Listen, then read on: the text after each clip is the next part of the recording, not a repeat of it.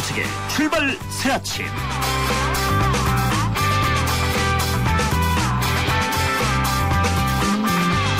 청취자 여러분 안녕하십니까. 12월이 시작됐습니다. 출발 새아침의 전인식 변호사입니다. 12월이 됐지만 여야 정쟁은 그칠 줄을 모릅니다.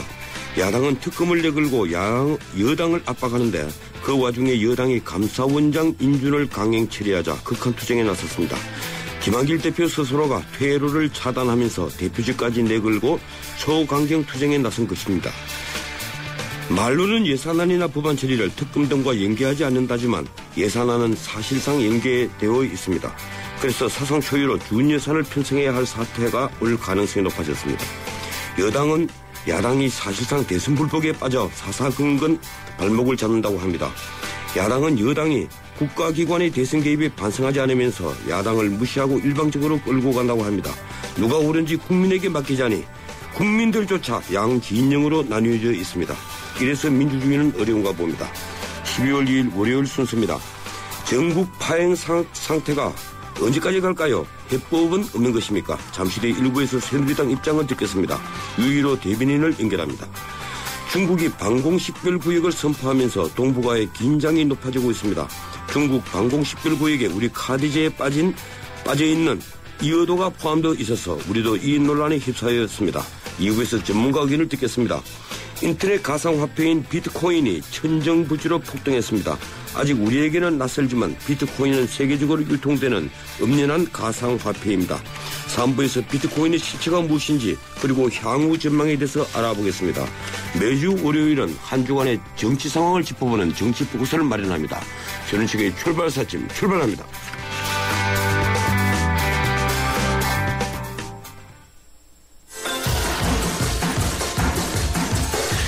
뉴스의 흐름을 짚어드립니다. 뉴스의 가치를 열어드립니다. 출발 새아침 뉴스 브리핑. 예, 주요 뉴스 살펴드립니다. 뉴스 브리핑 이종훈 박사와 함께합니다. 어서 오십시오. 네, 안녕하십니까. 예, 오늘 조간 헤드라인 살펴주시겠습니까? 예, 방공구역 TPP 박근혜 외교 본격 시험대 이런 제목도 있고요. 주동 자기 중국 세계 전략의 전환. 그다음으로 사상 최대 흑자 수출로 불황턴을 뚫자 이런 내용도 있습니다. 또 청와대 행정관 최동욱 혼외 의심아들 정보 유출 개입 이런 내용도 있고 정기국회 석 달간 통과된 법안 0건 이것도 눈길을 끄네요. 예, 오늘 또 이 보수계 신문과 진보계 신문 헤드라인이 엄연히 구분이 되는군요. 예, 그런데 이게 카디제 차대제 문제. 미국 정부와 달리 우리 정부는 항공사들에게 중국의 비행기세를 제출하지 말라고 했는데, 네. 예, 어제 이제 밤에 들어온 뉴스가 그렇죠. 미국 정부는 사실상 뭐 직접 얘기는 하지 않았지만 사실상 자국의 민간 항공기에게 그 중국의 방공식별구역에 들어갈 때 통보해주라. 네. 이렇게 한 것 같아요. 그렇습니다. 예. 그러니까 중국이 설정한 방공식별구역을 인정하지는 않지만 그 민간 항공기의 안전을 고려한 그런 그 조치라고 생각이 되는데요. 지난달 27일 중국에서 항공 95에 이제 비행객세를 제출하라 이렇게 구체적으로 나와 있다고 합니다. 정부 설명이긴 한데 그 뒤에 이제 항공사들이 문의를 했고 정부가 여기에 대해서 우리 정부는 중국의 방공식별 구역을 불인정하니 종전대로 하는 게 좋겠다. 그러니까 비행객세를 제출하지 않아도 된다. 뭐 이렇게 이제 지침을 준 겁니다. 그런데 이 항공업계에서는 이것 때문에 괜히 중국 정부 쪽에 미운털이 박이지 않을까. 이렇게 걱정하는 분위기도 좀 있다고 그러는데요. 이번 같은 경우에는 미국과 같은 좀 전략을 취하는 것이 좋지 않았나 이런 생각도 좀 듭니다. 혹시나 예, 민간 항공기 또 사고가 있을까 싶어서 말이죠. 예, 그런 이제 위험도 뭐 전혀 배제할 수는 없죠. 근데 일본에서 들어온 외신을 살펴보면 일본 정부가 굉장히 당혹해했다. 이제 일본 정부는 공식적으로 그 민간 항공기 출입을 할 때 통과할 필요 없다. 이렇게 지침을 내렸던 모양이에요. 네, 그렇습니다. 그런데 미국은 사실상 이제 허용한 셈이니까 일본 정부가 당혹했다. 이런 뉴스가 들어와 있고요. 예, 어떻든 어제 국가안보정책조정회의를 열어서 방공식별구역 확대 문제를 논의했죠. 네, 그렇습니다. 어제 김장수 국가안보실장 주재로 국가안보정책조정회의를 이제 열었고 방공식별구역 확대 관련 대책을 논의를 했다 그럽니다. 박근혜 대통령이 이 방공식별구역 확대 등 다양한 방안을 검토해 보라 이런 취지의 언급을 한 데 따른 것으로 이렇게 보이고 마라도 그리고 홍도 상공을 이제 이 카디지에 포함시키는 방안 유력하게 검토 중인 것으로 알려집니다.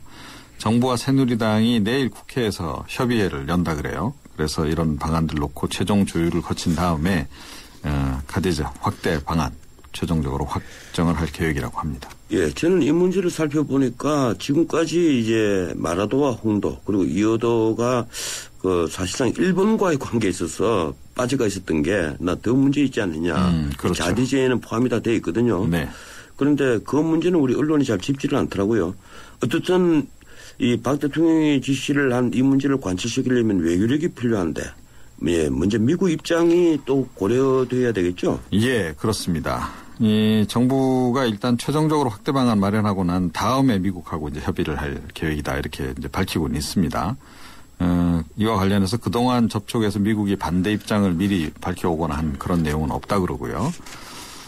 그런데 이제 그러면 과연 이제 우리가 이를 확대한다고 했을 때 미국이 어떤 반응을 보일까? 이제 이와 관련해서는 여러 가지 의견이 나오고 있긴 한데 최근에 이 동북아 지역의 긴장, 고조 국면 이걸 고려할 때 미국이 동의하지 않을 가능성이 있지 않느냐 이런 견해도 있고요. 중국을 견제하는 차원에서 우리 정부의 조치를 수용할 가능성도 있다. 이런 견해도 없잖아 있습니다.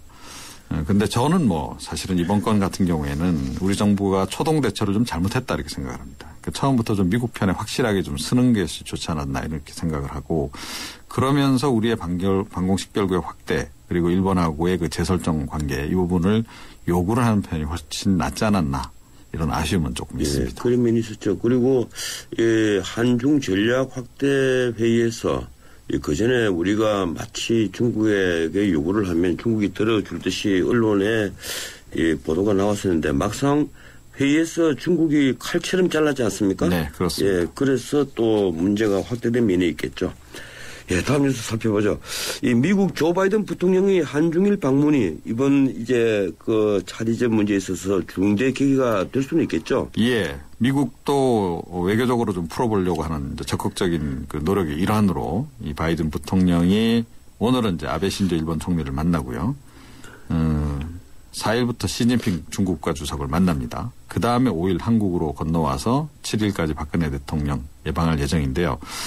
이 순서가 조금 좀 미묘하다 이런 생각이 좀 들거든요. 그렇죠. 예, 저도 그 생각을 했는데. 일본하고 한국을 거쳐서 중국을 가거나 아니면 중국을 다녀온 다음에 일본하고 한국을 거쳐 가거나 이랬어야 되지 않나.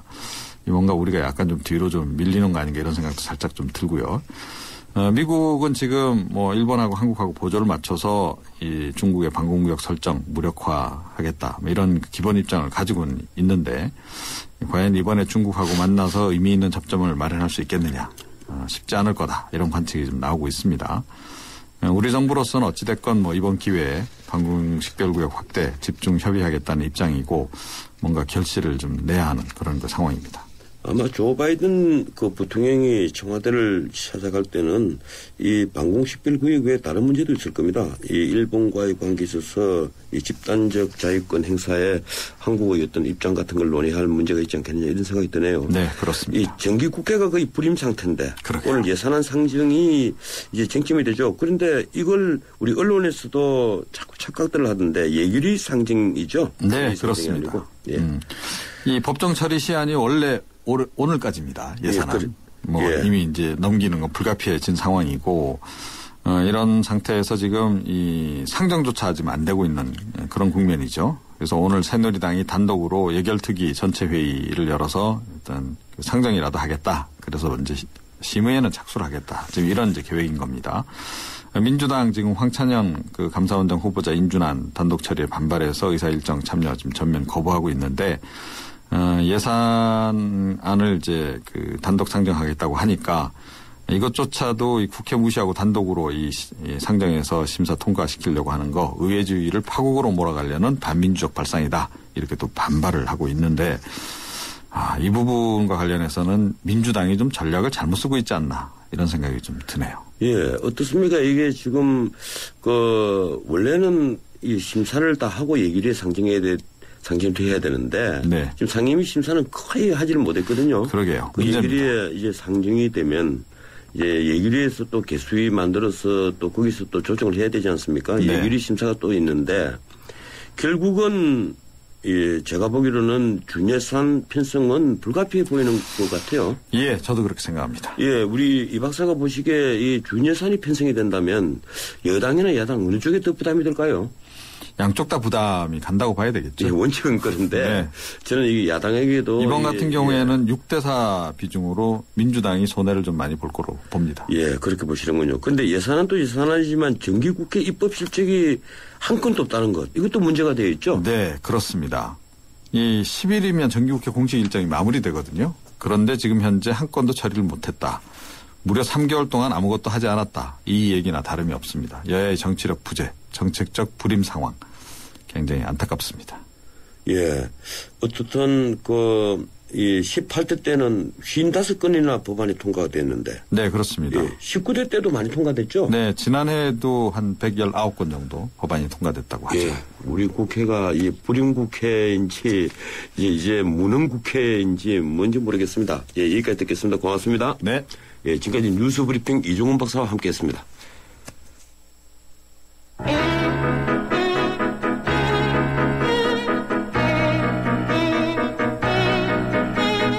세상에서 가장 중요한 목소리는 지금 이 방송을 듣고 계시는 여러분들의 목소리입니다.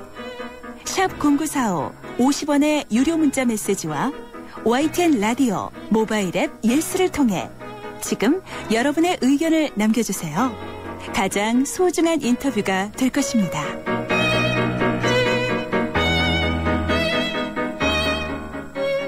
여야 간의 골이 더 깊어졌습니다. 여당이 황찬년 감사원장 후보자 인준안을 단독 처리하니 야당이 불끈했습니다. 특검으로 여당을 압박 중에 된 민주당은 국회 일정을 전면 보이콧했죠.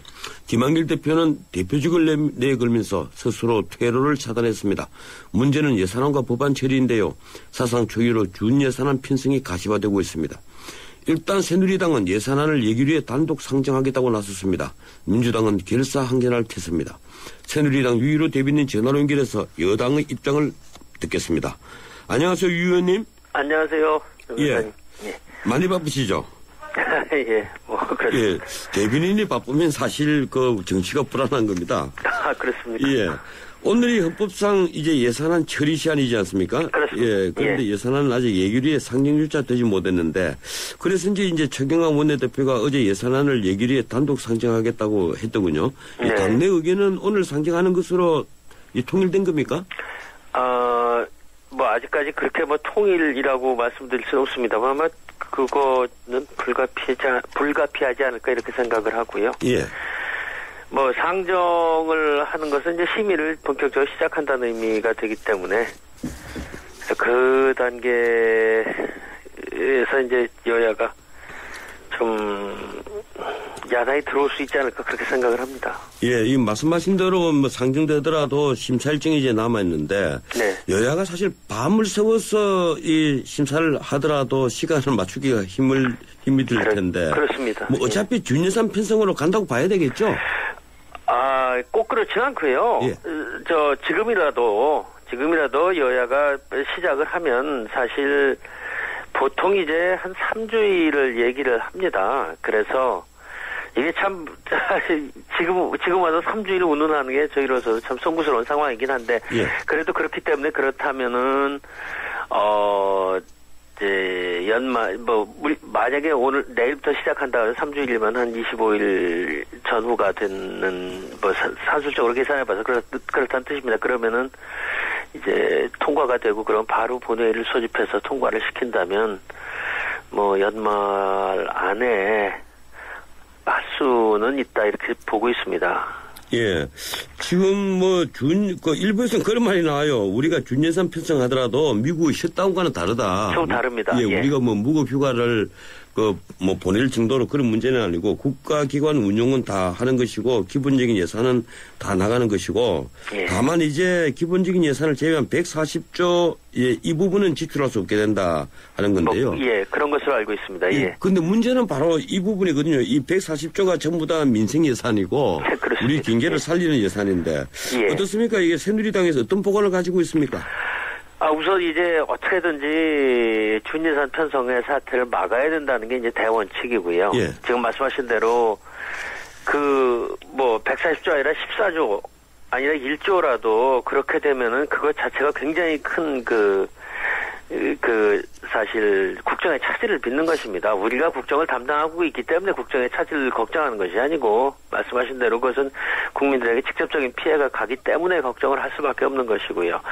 그것을 피하기 위해서는 사실 야당을 계속 설득하는 수밖에 없고 야당 입장에서도 아마 예산을 볼모로 하는 투쟁은 다른 것도 있지 않습니까? 뭐 그런 거는 얼마든지 할 수 있고 예산은 들어와서 얼마든지 그야말로 예산이야말로 합의가 안 됐으면 처리가 안 되는 것이기 때문에 얼마든지 들어와서 그야말로 투쟁할 수 있는 가장 좋은 것 중에 하나입니다. 야당 입장에서 볼 때. 그러니까 이거를 그 문제를 저희가 설득을 집중적으로 하려고 하고 또 야당도 지금 감사원장 때문에 그렇게는 하고 있습니다만은 이 예산 문제에 있어서는 그렇게까지 할 수 없다는 생각을 하고 있지 않을까 이런 희망 섞인 정말 관측하고 그렇겠습니다. 예. 근데 김한길 대표는 단단히 화가 난 모양이에요. 특히 황우여 대표에게 4인 협의체를 제안을 했고 또 황 대표가 3, 4일 기다려달라 이러고 나서 일본으로 날아가 버렸지 않습니까? 예. 하늘 의원총회 의원 총연맹입니까? 연맹, 합동회의 한다고 일본에 날아가서 또 그 양반은 참 내가 표현을 그렇게 해서 하는데 일본 총리 보고 총리 각하라고 표현을 했더라고요. 예, 그랬다고 들었습니다. 예. 그래서 저는 솔직히 말해서 기분이 좀 안 좋았습니다. 아무리 그것이 일본 쪽에 관례라지만 우리 여당의 대표가 거기 가서 총리 각하를 2분이나 사용을 했던데 어떻게 들으셨어요? 아니, 각하는 한 번 사용한 것으로 저는 아니요, 2분 썼습니다. 제가 확인했습니다. 하여튼 저희 황우여 대표께서는 이제 그것은 지금까지 외교 관례였다. 그리고 그쪽도 그래서 황우여 대표 각하라는 표현을 썼다고 합니다. 그래서 이제 그것은 외교 관례였다. 그것을 그냥 썼다 하는 것이고요. 그래서 그야말로 마음에서 우러나서 그야말로 각하같이 우러러본 건 아니니까 국민들께서 그냥 외교 관례에 따른 것임을 그냥 이해를 해주셨으면 좋겠습니다. 다른 뜻이 있었던 건 전혀 아닌 것으로 이미 그렇게 밝히셨기 때문에 그렇게 봐주시길 바라고요. 사실 이제 4인 협의체 야당과의 관계에서 4인 협의체 그거에 대한 답을 오늘이라도 아마 하시지 않을까 이렇게 생각을 합니다.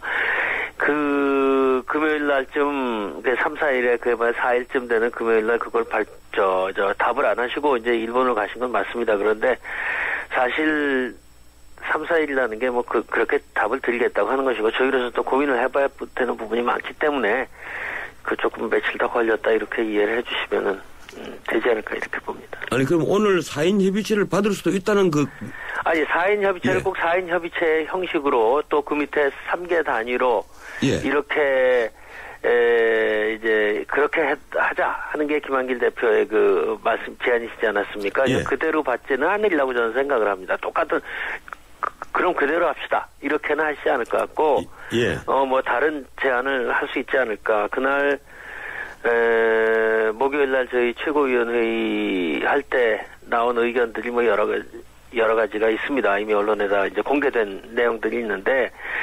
그런 역제안도 가능하지 않을까 이렇게 생각합니다. 그러니까 언론에 공개된 것 중에 대표적인 것이 턴키 협의체라는 겁니다. 쉽게 말하면 일관에서 다 타결하는 여야 중진 회의를 이제 가지자는 그런 취지로 제가 읽었는데 턴키 협의체를 오늘 제안을 하실 모양이죠?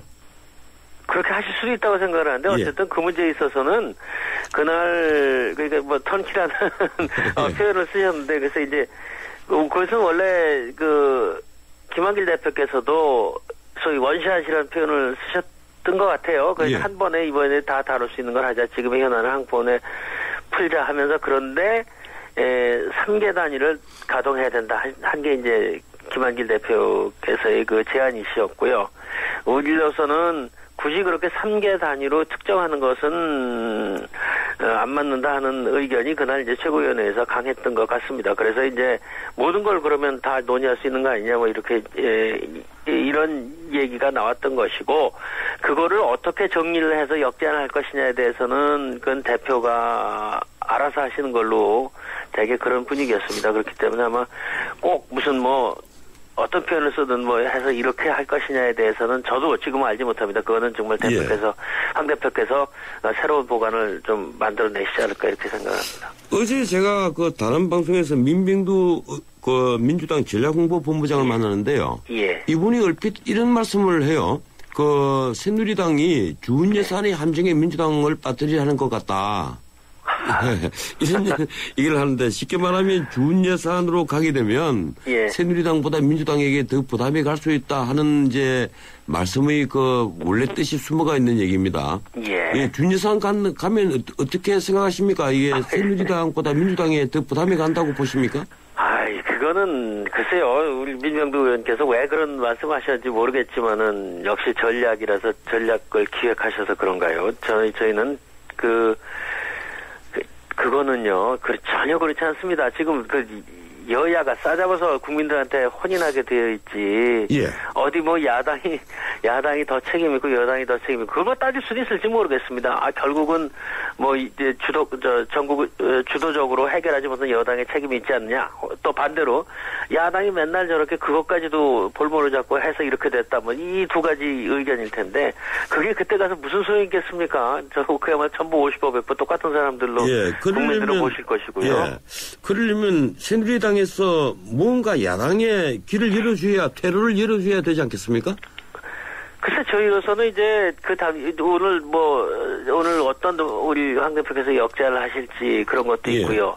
또 지난번에 정말 과감하게 특위를 수용하겠다. 특위의 내용이나 이런 것은 지금 서로 협의를 해보자 이렇게까지 나갔습니다. 특위의 내용에 대해서도 서로 생각하는 게 다를 수도 있고요. 그런데 거기다가 자꾸 이거 아니면 안 된다 하는 것들이 몇 가지 있습니다. 그런 거를 우리가 받을 수 없는 것을 자꾸 얘기를 하면서 그걸 안 하니까 퇴로가 안 열린다라고 말을 하면 열 수 없는 퇴로를 열라고 하는 거나 마찬가지입니다. 그러니까 제발 다른 퇴로를 좀 생각을 해주시고 저희도 다른 퇴로를 찾고 있습니다만은 그런 것이지 뻔히 받아들일 수 없는 것을 아니 이걸 대승적으로 못 받아들이느냐라고 얘기를 하면 거꾸로 우리도 아니 그것 좀 안 하면 되는 걸 왜 그렇게 그걸 고집하느냐라는 얘기를 서로 할 수밖에 없는 것이고 저는 그것은 정치의 기본이 아니라고 생각을 합니다. 그래도 어느 정도 이야기가 될 수 있는 걸 가지고 해야지. 예. 그걸 자꾸 뭐 몇 가지 제가 수차 말씀을 드린 몇 가지입니다만은 그것을 자꾸 고집을 하면 저희로서 참 어쩔 수 없는 상황으로 오히려 야당이 저희를 몰고 가는 게 아닌가 이런 생각이 듭니다. 예, 서로를 그 궁지로 몰고 가고 있다 이제 이렇게 말씀하신 것 같은데. 저희는 궁지로 몰겠다는 생각은 추호도 없습니다, 정말로. 예, 그렇군요. 예. 근데 야당은 지금 강창희 의장의 사퇴 촉구 결의안 그리고 감사원장 직무 효력 정지 가처분 이걸 이 사퇴 촉구 결의안은 미리 나왔죠? 네, 아마 내겠다는 거. 내겠다는 겁니까? 예. 그리고 감사원장 직무요령 정지 가처분 또 내겠다.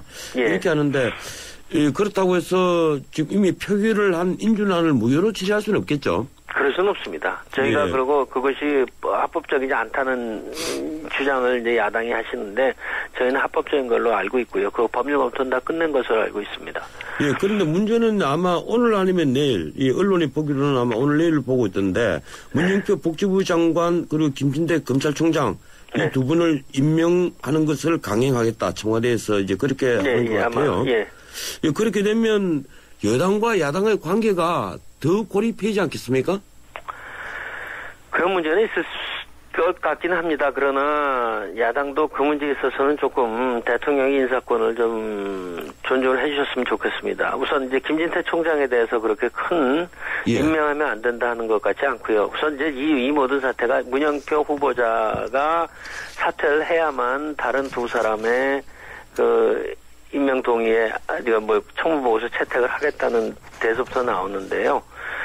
그것은 저는 도저히 이해가 안 되는 발상입니다. 문영표 후보자에 대한 반대를 하는 것이야 야당이 얼마든지 할 수 있는 것인데 그것을 왜 다른 장관들과 연계를 합니까? 그거는 뭐 말이 안 되는 것이죠. 그 사람이 되면 된다 안 된다의 얘기일 것이고 그래서 저는 우선 다른 뭐 김진태 총장을 임명한다 해서 뭐 야당이 더 그 당신들의 그 의도에 뭐 무슨 상처를 입었다 손상을 입었다 이렇게 생각은 안 하실 거라고 보고요. 문영표 후보자를 임명을 한다는 문제인데 처음에 문 후보자가 이제 자기도 그 그분의 잘못을 시인을 했습니다. 이제 개인적으로 좀 썼다는 것에 대해서는 시인을 했으니까 그전에도 그런 일, 그 정도의 일은 있었고, 그러니까 좀 이해를 해주셨으면 하는 게 저희들의 바람입니다. 또 하나, 그 이후로 이제 새로운 게 유흥업소라고 생각되는 것을 저기 가서 출입하지 않았냐 이런 얘기인데요. 그건 아니다라는 것을 분명한 자료를 통해서 밝혔습니다. 그러니까 그 문제에 대해서는 저 야당에서 여러 번 뭐 대변인 성명 통해서 뭐 이거 기정사실을 하셨는데 그거 그렇지 않다는 게 입증이 됐으니까 이제는 그 문제는 접어주시고 남은 문제라면 이제 처음에 나온 이제 뭐 특정한 날에 쓴 거 그거는 본인도 부적절하다고 반성을 하고 있는데 그거야 좀 이해를 해주셔야 되는 거 아닌가 이렇게 생각을 합니다. 예, 제가 짧게 의견을 하나만 구하겠습니다. 시간이 다 됐어요. 이게 문재인 의원이 2017년 대통령 제도전 의사 밝혔습니다. 어떻게 보십니까? 뭐 정치인 문재인이 재도전을 하시겠다는 거야 뭐 본인의 자유시고 우리가 뭐 이러고 저러고 할 수는 없는데요. 다만 그 몇 가지 언론을 통해 나온 발췌본인가요? 그 내용에 보면은 과연 대권을 도전하기 위해서 꼭 이런 방안을 써셔야 되는가 하는 표현이 몇 가지 있습니다. 뭐 워터게이트 사건과 똑같은 길이 될 수 있다. 또 2017년 선거를 관건으로 치르겠다는 뜻과 진배 없다. 뭐 이런 표현이 있다고 합니다. 왜 대통령이 그렇게 몇 번을 얘기하고 그런 일 없겠다고 한 약속을 좀 지켜주셔야지 그런 것들을 일부러 지금 현 박근혜 대통령을 비난하면서 그렇게 해야만 다음번 대권 도전에 유리한 고지인지 저는 그거는 아니라고 봅니다. 예, 고맙습니다. 여기까지 듣겠습니다. 지금까지 새누리당 유일호 대변인이었습니다. 1부 순서 여기서 마치고요. 잠시 뒤 2부 이어갑니다. YTN 라디오 다문화 캠페인 98년 프랑스 월드컵에서 우승컵을 나는 프랑스 축구대표팀. 우승의 주역은 이민자 2, 3세였습니다. 알제리 출신의 지네딘 지단, 모로코의 티에리 앙리, 세네갈의 비에이리아 등이 주축이 된 이른바 흑백 대표팀이 감동적인 우승컵을 들어올리자 프랑스는 사회 대통합을 이루어냈습니다. 세계 곳곳에서 모여든 다양한 사람들이 공존하며 사는 곳 대한민국.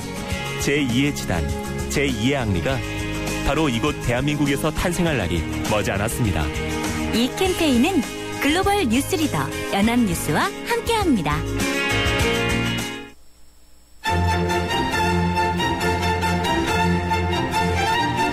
출근길 정통 시사 라디오 프로그램 YTN 라디오 전원책의 출발 새 아침.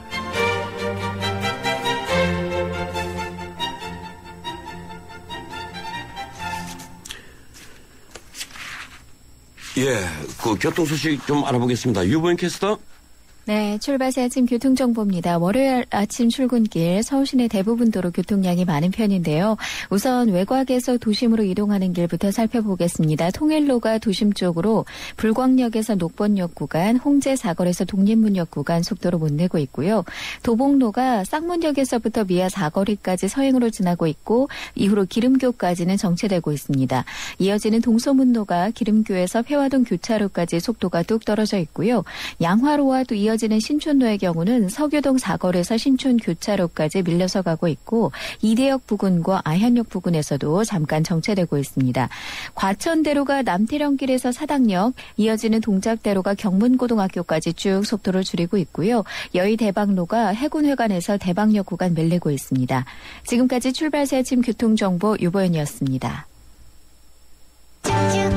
50년 한결같이 쭉 쭉쭉쭉 서울에서 제주까지 쭉 쭉쭉쭉 국민 모두와 함께 앞으로도 쭉 쭉쭉쭉 그래서 저 유호정은 쭉 MG 새마을금고에 갑니다. 메이크 굿 MG 새마을금고. 가슴 잡는 백일섭 박근영입니다. 나가 보일러에 불만이 참 많소. 가스비를 보면 이것이 보일러인지 가스 먹는 귀신인지 알 수가 없단께. 불평만 말고 귀뚜라미로 잡어. 힘은 태워잡고 거꾸로 태워잡고. 보일러는 귀뚜라미. 안길씨 보일러는 귀뚜라미. 예, 중국이 방공식별구역을 일방적으로 선포하면서 동북아 긴장이 높아지고 있습니다. 문제는 우리 방공식별구역 카디제에는 빠져있는 여도가 중국의 방공식별구역에 포함되어 있다는 겁니다. 겁니다. 여도가 일본의 방공식별구역에 포함되어 있었던 것도 밝혀졌습니다. 사태가 어찌 이 지경까지 왔을까요? 중국은 지난 28일 열린 한중 국방전략대화에서 우리의 방공식별구역 조정 요청을 거부했습니다. 우리 정부는 여도를 포함한 방공식별구역 확장을 추진하겠다고 밝히면서 한중일 간의 미묘한 긴장이 형성되고 있습니다. 전문가 의견을 듣겠습니다. 김일수 성신여대 국제정치학과 교수 전화 연결되어 있습니다. 안녕하세요, 김 교수님. 네, 안녕하세요. 예, 이 문제가 점점 커지고 있는 것 같아요. 이 중국이 설정한 동중국의 방공식별구역에 여도가 이제 포함된 것이 알려지면서 우리 쪽에는 논란이 일기 시작했는데 우선 중국이 기습적으로 방공식별구역 선포한 의미가 무엇이라고 보십니까? 예, 중국은 사실상 날짜상으로 보면 11월 23일 날 전격적으로 발표한 것으로 보이는데요. 예. 사실상 그 전에 충분히 자기네들끼리는 검토를 하고 그 검토한 결과를 그때 발표했다라고 보고요. 제일 이제 중요한 것은 일본 말로 하면은 센카쿠열도, 중국 말로는 따오이따오이라고 하는 건데요. 여기에 대한 일본이 영유권을 이제 주장하고 있고 거기에 따라서 이제 중국도 이 따오이따오를 자기 땅이라고 주장을 하는데 사실상 이게 영토 위에 있는 소위 말하는 공중에 대한 통제 방법이 없었는데 예. 그것을 이제 통제할 필요가 있었으니까 중국이 기습적으로 방공식별구역을 선포했다라고 보고요. 또 하나는 이제 이 센카쿠 또는 따오이따오를 잘 보시면 아시겠지만 그것이 중국의 입장에서 보면 태평양으로 나가는 길목에 해당이 되거든요. 예. 그것도 통제할 필요성이 있다. 이런 차원에서 선포를 했다라고 봅니다. 예, 이번 방공식별구역 이 선포가 결국 다오이다오 때문이라고 이제 보시는군요. 예, 다오이다오하고 그다음에 이제 저 태평양으로 나가는 길목에 대한 통제 예. 그렇게 봐야죠. 예, 그런데 그게 이제 여도가 포함되어 있기 때문에 문제가 됐고 우리 정부가 중국에 수정을 요구하면 해결되지 않겠느냐 이렇게 봤던 것 같아요. 또 중국 정부도 외교부가 원래 이거 협상을 해서 타결하겠다 이런 얘기가 있었지 않습니까? 예, 그런데 막상 한중 전략 대화에서는 이 중국이 단칼에 잘랐습니다. 예, 이 문제는 아니다는 식으로 나왔는데 이걸 어떻게 보십니까? 지금 이제 좀 전에 멘트를 하시면서도 그 말씀을 선생님 하셨는데요. 예. 23일 날 발표했고 28일 날 제3차 한중 국방 전략 대화가 있었잖아요. 예. 5일 만에 이제 한중 국방 전략 대화가 있었는데 사실상 제3차 한중 국방 전략 대화는 이 방공식별구역에 대한 아젠다를 이렇게 논의할 원래 생각은 없었어요. 예. 그런데 갑자기 이제 이게 터졌기 때문에 이제 국방 전략 대화에서 이 문제를 요구했고 수정을 요구했다라고 봐야죠. 결과는 다 예상을 했었고요. 반발할 것이라는 것도 예상을 했었습니다. 결국은 중국이 자신들이 선포한 방공식별구역에 대해서 수정할 뜻이 없고 전혀 양보할 뜻이 없다는 것을 천명한 것이라고 봐야죠. 예, 어제 나온 뉴스가 이제 미국은 자국의 민간 항공기가 이 중국의 방공식별구역에 들어갈 때 통보를 하라고 사실상 그렇게 허용을 한 것 같아요. 근데 네. 일본은 자국 비행기가 그럴 필요가 없다. 이렇게 또 정부 지침을 내렸기 때문에 일본 정부가 당혹하고 있다. 이런 외신이 나왔는데 사실 이제 우리 정부도 우리 항공기가 중국에 들어갈 때, 중국 방공식별구역에 들어갈 때 통과할 필요가 없다고 하고 있거든요. 네. 예, 어떻게 보십니까?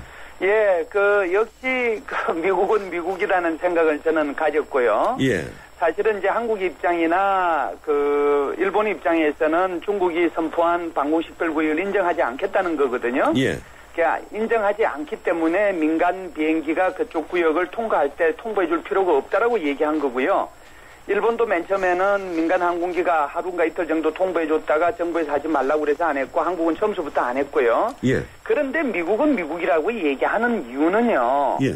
미국이 중국과의 관계 속에서 비록 센카쿠라고 하는 그것이 미일 안보 조약의 제5조, 소위 말하는 상호 원조 조약의 대상이긴 하지만 이것은 군사적인 문제일 뿐이지 이것이 무슨 민간 문제나 무슨 뭐 이런 문제는 아니다 하는 것을 저는 보여줬다라고 보고요. 예. 그래서 미국 같은 경우는 계속 전략 폭격기도 간을 돌려보내고 공군기도 돌려보내고 하잖아요. 예. 그렇게 돌려보내지만 그는 통보를 안 해주거든요.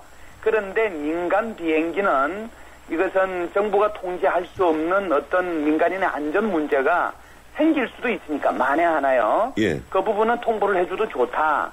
그렇다고 해서 미국이 중국에 대해서 중국이 선포한 방공식별구역을 인정하는 것은 아니다라고 못은 박았지만 역시 미국은 미국답게 외교를 한다라고 생각을 해요. 다시 말씀드리면 협력과 갈등 속에서 협력의 일정 부분을 끈을 남겨놨다라고 봐야죠. 예, 그렇게 보시는군요. 그런데 문제는 이제 우리와 중국 사이에는 이 이어도 상공인데요. 이 중국은 2006년에 이미 이어도를 그 수엔차오, 한자로 쓰면 이제 소암초라고 명명을 한 뒤에 작년 3월에는 자국 선박과 항공기 감시 대상에 이 이어도를 포함을 시켰습니다. 그리고 7월 달에는 우리가 침몰 우선 인양 작업을 하고 있었는데 우리 선박에게 철수 요구까지 했거든요. 이 결국은 중국이 이어도 수역을 자기들의 관할 아래 두려 하는 것 아니겠습니까? 어떻게 보십니까? 예, 지금 아주 좋은 말씀을 하셨는데요. 예. 중국으로 봐서도 이어도는 양보할 수 없다라고 생각을 하는 거죠. 왜 그러냐면은 이어도 같은 경우에는 그쪽이 결국은 또 태평양으로 나가는 길목에 해당이 되지 않겠어요? 예. 그런 면에서 보면은 이어도는 양보할 수 없다라고 생각하는 거고요.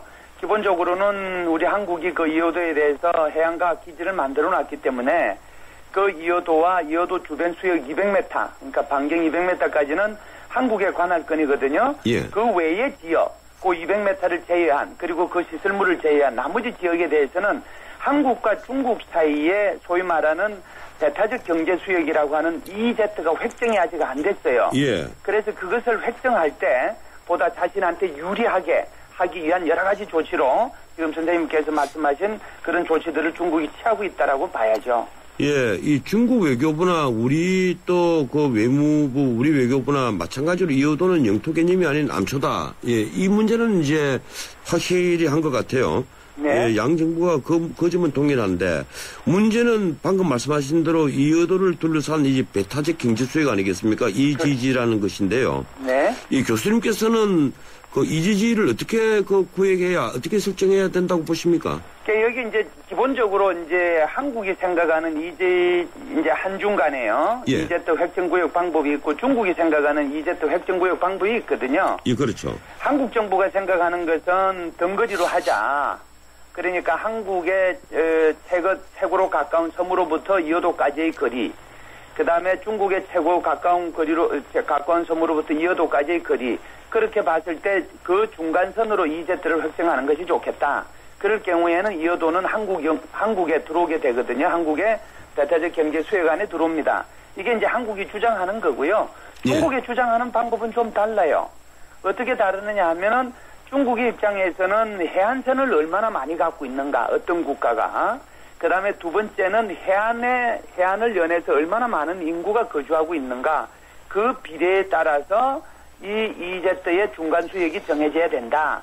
이제 이런 논리로 따지고 들어가면 EEZ가 반드시 그 중간 수역을 따라서 덩거리 개념에 의해서 가는 것이 아니라 중국 쪽으로 들어갈 가능성이 있는 거죠. 그래서 중국이 주장하는 EEZ의 획정 개념과 한국 정부가 주장하는 EEZ의 획정 개념이 다른데요. 우리가 얼른 생각할 때는 한국 정부가 주장하는 게 맞는 것처럼 보이지 않습니까? 예. 그런데 역사적으로 보면 다른 나라들이 EEZ 획정한 걸 보면 중국이 주장한 것도 일부 적용해서 한 사례들도 있다는 것을 유념해서 나중에 중국과의 이 배타적 경제 수역을 획정할 때 유의해가지고 획정할 필요가 있다.